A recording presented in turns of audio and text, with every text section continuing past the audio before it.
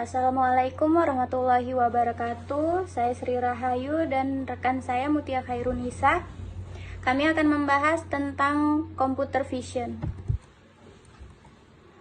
Visi dari komputer adalah bidang kecerdasan buatan yang melatih komputer menafsirkan dan memahami dunia visual.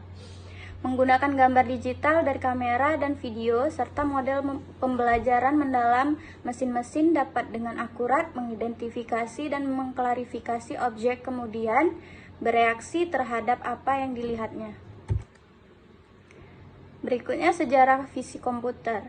Percobaan awal dalam visi komputer terjadi di tahun 1950-an menggunakan beberapa jaringan neural pertama untuk mendeteksi tepi suatu objek dan memilah objek sederhana ke dalam kategori seperti lingkaran dan kotak.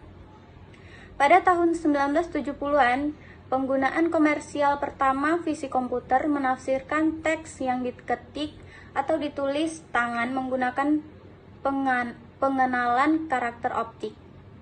Kemajuan ini digunakan untuk menafsirkan teks tertulis untuk tunanetra. Saat internet semakin matang, pada tahun 1990-an, membuat sekumpulan besar gambar tersedia secara online untuk analis. Program pengenalan wajah berkembang. Set data yang berkembang ini membantu mesin untuk mengidentifikasi orang-orang tertentu di foto dan video. Berikutnya, formasi gambar. Terdapat 5 macam dalam formasi gambar, yaitu gambar tanpa lensa, sistem lensa, proyeksi autografi berskala, cahaya dan bayangan, dan yang kelima warna. Gambar tanpa lensa. Sistem pencitraan baru Microsoft dan Matrix Video menghasilkan gambar digital berdasarkan perhitungan komputer daripada lensa tradisional. Bahkan pengrajin abad pertengahan mampu membuat lensa kaca dan cermin melengkung untuk memproyeksikan gambar. Desain seperti ini digunakan untuk membuat mikroskop, kamera lubang jarum, teleskop, dan instrumen lainnya yang memungkinkan kita untuk melihat benda yang terletak jauh dan dekat di bumi dan di langit. Berikut contoh dari gambar tanpa lensa. Geometri dalam adegan tampak terdistori dalam gambar. Garis paralel tampaknya bertemu, seperti rel kereta api di kota terpencil, bangunan yang memiliki sudut siku-siku. Secara nyata adegan dunia memiliki sudut terdistorsi dalam gambar. Berikutnya adalah sistem lensa. Sistem lensa ialah hal yang mempelajari mengenai proses yang dialami oleh lensa, seperti proses jalannya sinar.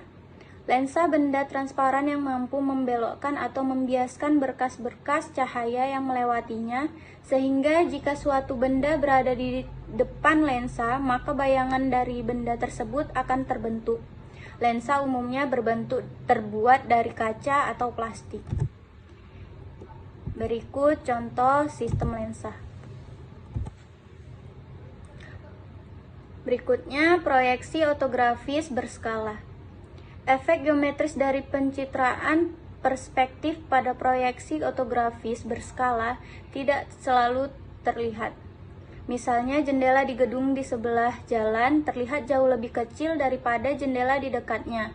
Tetapi dua jendela yang bersebelahan akan memiliki ukuran yang hampir sama meskipun salah satunya sedikit lebih jauh.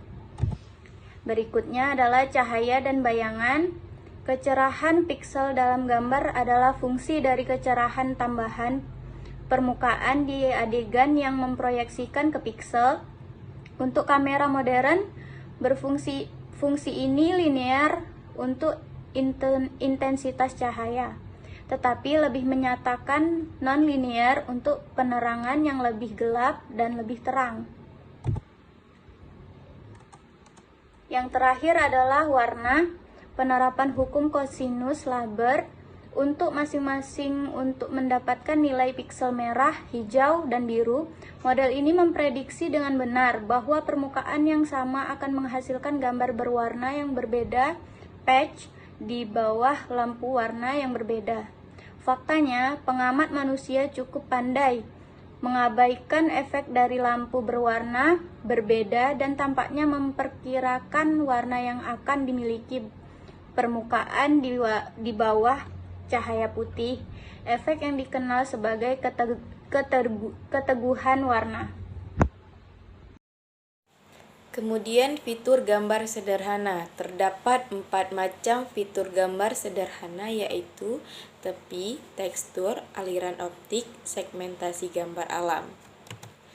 Tepi adalah garis lurus atau kurva pada bidang gambar di mana ada signifikan perubahan kecerahan gambar. Tujuan dari deteksi tepi adalah untuk memisahkan diri yang berantakan gambar multi megabyte dan menuju representasi abstrak yang lebih ringkas. Tekstur dalam bahasa sehari-hari, tekstur permukaan mengisyaratkan seperti apa rasanya saat Anda menjalankan tekstur jari di atasnya. Kata tekstur atau tekstil dan teks memiliki akar Latin yang sama, sebuah kata untuk menenun. Dalam fisik komputasi, tekstur mengacu pada pola pada permukaan yang dapat dirasakan secara visual. Biasanya pola-pola ini kira-kira teratur, contohnya termasuk pola jendela di gedung, jahitan di sweater, bintik-bintik di kulit, semacam tutul, bilah rumput di halaman rumput, kerikil di pantai, dan kadang-kadang pengaturannya cukup periodik seperti pada jahitan, pada sweater, dan lain-lain. Aliran optik mempertimbangkan apa yang terjadi pada kita memiliki urutan video, bukan hanya satu gambar statis. Kapanpun ada gerakan relatif antara kameramen dan satu atau lebih aliran optik objek di tempat kejadian. Gerakan nyata yang dihasilkan dalam gambar disebut aliran optik. Ini menggambarkan arah dan kecepatan gerak fitur dalam gambar sebagai akibat dari relatif gerakan antara penonton dan pemandangan. Segmentasi gambar dan alam. Segmentasi adalah proses memecahkan gambar menjadi kelompok-kelompok piksel yang sama. Segmentasi dasar idealnya adalah bahwa setiap piksel gambar dapat dikaitkan dengan properti visual tertentu, seperti kecerahan, warna, dan tekstur. Dalam suatu objek atau satu bagian dari suatu objek, atribut-atribut ini bervariasi relatif sedikit. Sedangkan melintasi batas antara objek, biasanya ada perubahan besar dalam satu atau lebih atribut ini. Kita perlu menemukan partisi gambar ke dalam kumpulan piksel sedemikian rupa sehingga kendala-kendala tersebut dapat dipenuhi dengan sebaik-baiknya. Mengklarifikasikan gambar. Mengklarifikasikan gambar terbagi menjadi dua, yaitu klarifikasi gambar dengan jaringan saraf konvolusional. Yang kedua, mengapa jaringan saraf komposional mengklarifikasikan gambar dengan baik. Klarifikasi gambar dengan jaringan saraf konvolusional. Jaringan saraf konvolusional adalah pengklarifikasi gambar yang sangat sukses dengan data pelatihan yang cukup dan kecerdikan pelatihan yang cukup. CNN menghasilkan sistem klasifikasi yang sangat sukses, jauh lebih baik daripada yang dapat dihasilkan oleh siapapun dengan metode lain. Kumpulan data ImageNet memainkan peran bersejarah dalam pengembangan klarifikasi dalam sistem dengan menyediakan lebih dari 14 juta gambar pelatihan. Diklasifikasikan ke dalam lebih dari 30.000 kategori berbutir halus. ImageNet juga memacu kemajuan dan kompetisi tahunan. Mengapa jaringan saraf konvolusional mengklarifikasikan gambar dengan baik? Klasifikasi gambar paling baik dipahami dengan melihat kumpulan data, tetapi ImageNet juga banyak besar untuk melihat secara detail. Kumpulan data MNIST adalah kumpulan 70.000 gambar tulisan tangan digit 0 sampai 9 yang sering digunakan sebagai kumpulan data pemasaran standar. Dunia 3D. Gambar menunjukkan gambar 2D dari dunia 3D, tapi gambar 2D ini kaya dengan isyarat tentang 3D dunia. Satu jenis isyarat terjadi ketika kita memiliki banyak gambar dari dunia yang sama dan dapat mencocokkan poin antara gambar. Terdapat 4 isyarat pada dunia 3D, yaitu isyarat 3D dari berbagai tampilan, isyarat 3D dari kamera bergerak, isyarat 3D dari satu tampilan.